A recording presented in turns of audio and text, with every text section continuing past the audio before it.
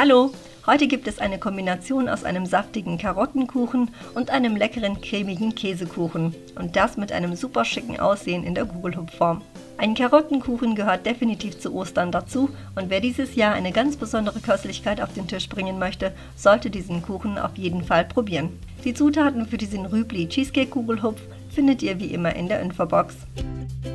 Zunächst fangen wir damit an, unsere Karotten fein zu reiben. Hier nehmt ihr zum Beispiel wie ich einfach die feinste Seite einer Kastenreibe oder eine elektrische Reibe mit einer feinen Trommel, wenn ihr sowas habt. Ich habe in meinem Rübli-Kuchen Pekannüsse verarbeitet und dafür meine Pekannüsse fein gemahlen. Genauso gut kann man aber zum Beispiel Walnüsse nehmen. Beide Nusssorten passen wunderbar zu einem Rübli-Kuchen. Weiter geht es mit der Käsekuchenmasse. Hierzu rühren wir ganz unkompliziert den Quark mit dem Puderzucker, der Speisestärke und dem Ei mit einem Handrührgerät cremig und legen die Käsekuchenmasse erst einmal zur Seite.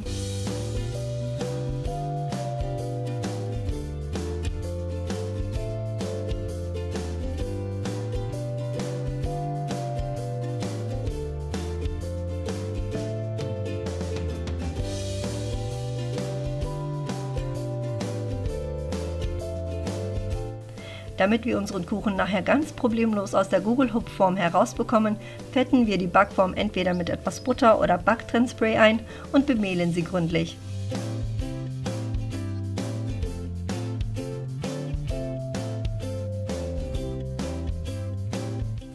Nun können wir den Rübli-Kuchen zubereiten und heizen schon einmal unseren Backofen auf 180 Grad Ober- und Unterhitze vor.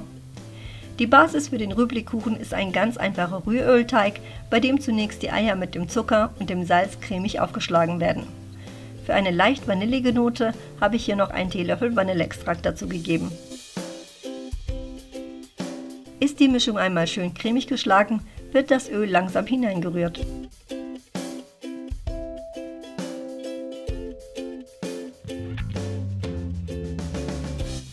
Auf der anderen Seite werden die trockenen Zutaten, also das Mehl mit dem Backpulver, zusammengemischt und um Klumpen zu vermeiden, anschließend in die Eiermischung gesiebt.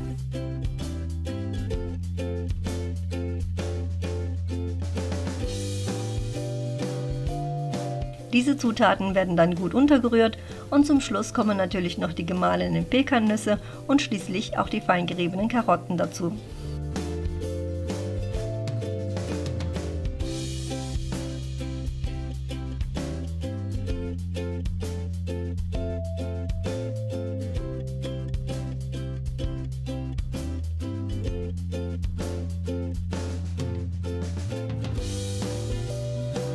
Nun nehmen wir unsere vorbereitete Backform und gießen ca. 3/4 der Rübli-Masse in die Backform.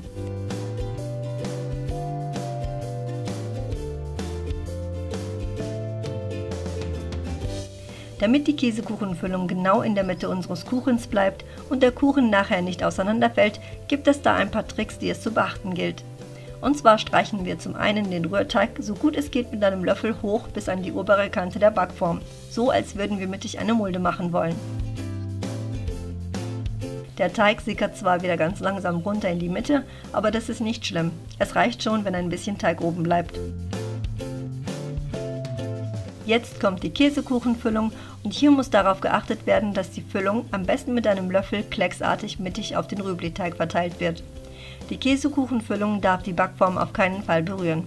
Um das zu vermeiden, immer schön schauen, in welche Richtung die Käsekuchenmasse sich bewegt und notfalls ein paar Kleckser Rübli-Masse zwischen Backform und der Käsekuchenmasse setzen. Solange man aber mittig bleibt, sollte eigentlich nichts schief gehen. Die Käsekuchenfüllung bahnt sich ihren Weg eher nach unten hin.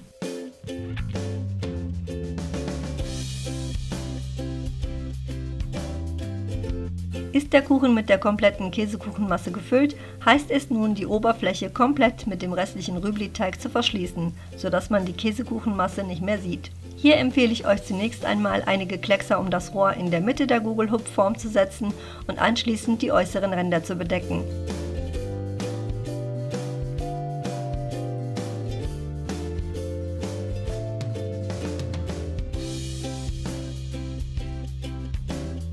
Schließlich kann man dann den mittleren Bereich mit dem restlichen Rübli-Teig verdecken.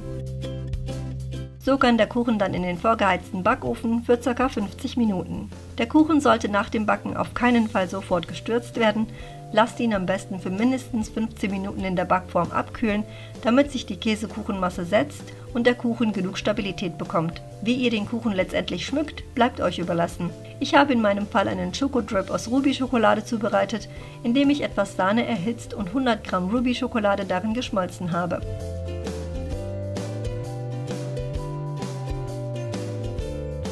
Damit der Drip glänzt, habe ich noch 1 Teelöffel Kokosfett dazugegeben. Die Ruby Ganache habe ich anschließend über den Kuchen gegossen und den Kuchen passend zum Drip mit Zuckerblumen in rosa und weißen Schokoplättchen in Herzform bestreut.